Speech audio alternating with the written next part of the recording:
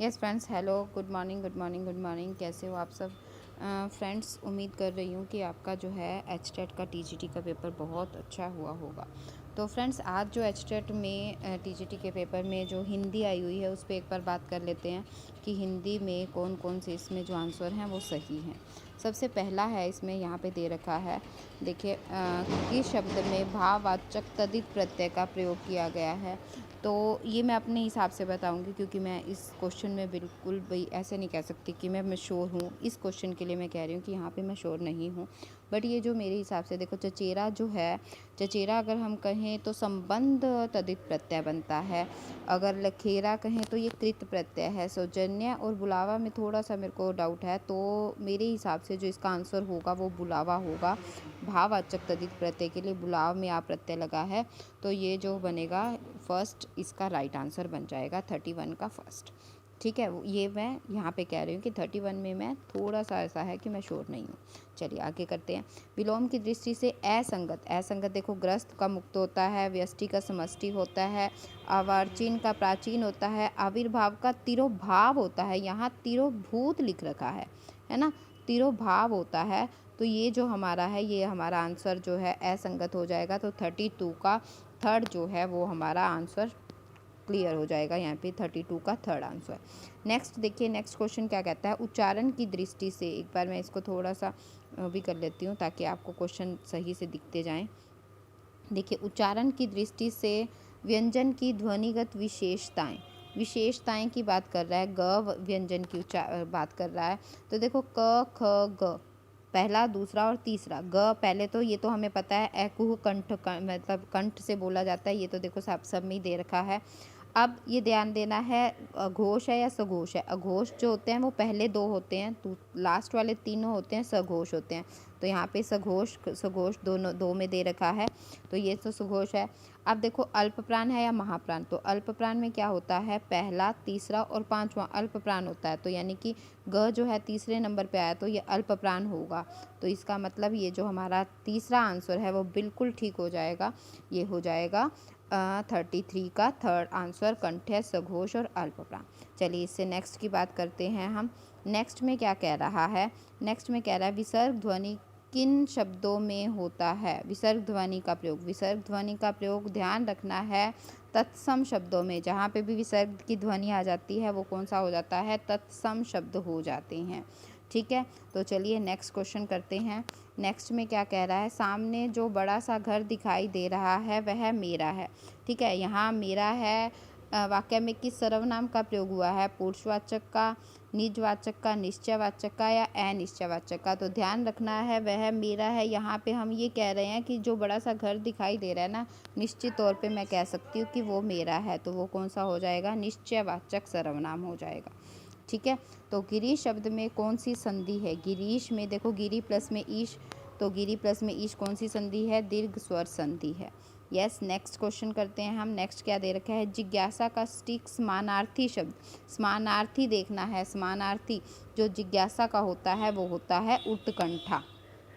ठीक है, जिज्ञासा का क्या हो जाएगा, उत्कंठा जो है समानार्थी शब्द हो जाएगा। नेक्स्ट क्वेश्चन है, देखिए, सरसिज में कौन सा समास है। सरसिज मतलब जो उसमें हम कैसे कहते हैं, ज जहाँ पे भी आ जाता है ना, पैदा होने वाला। तो ये किस में आ जाएगा, कर्मधारय नहीं है, द्वंद्व नहीं है, अव्ययी भाव समास नहीं है, अलूक तत्पुरुष समास है इसमें। तो हमारा ये जो 38 का फोर्थ आंसर जो है वो बिल्कुल राइट हो जाएगा।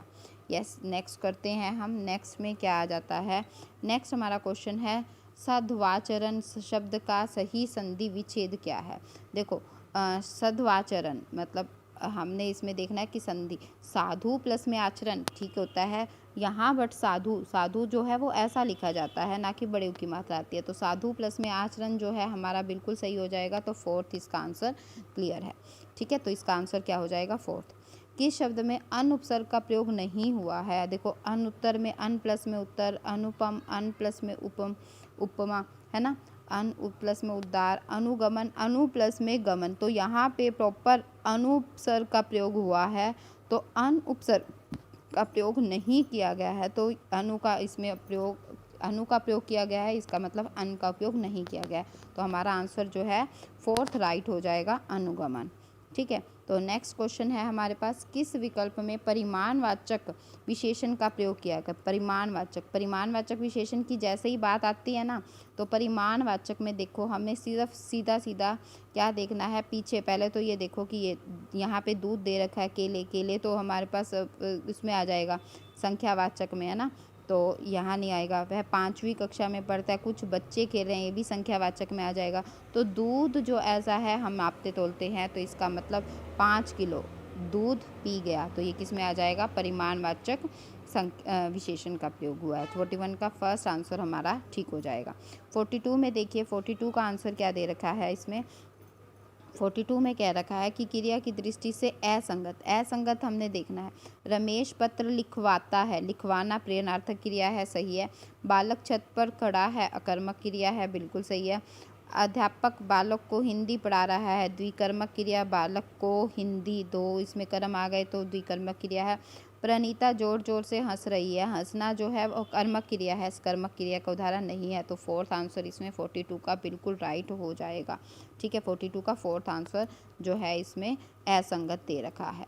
मोस्टली क्वेश्चन जो है असंगत वाले आ रखे हैं। जाह्नवी शब्द का पर्याय, जाह्नवी शब्द का प्रयोग क्या है। देखो जाह्नवी का मतलब क्या होता है, मंदाकिनी। जाह्नवी का मतलब यहाँ पे क्या होता है, जाह्नवी मंदाकिनी को कहा जाता है ना।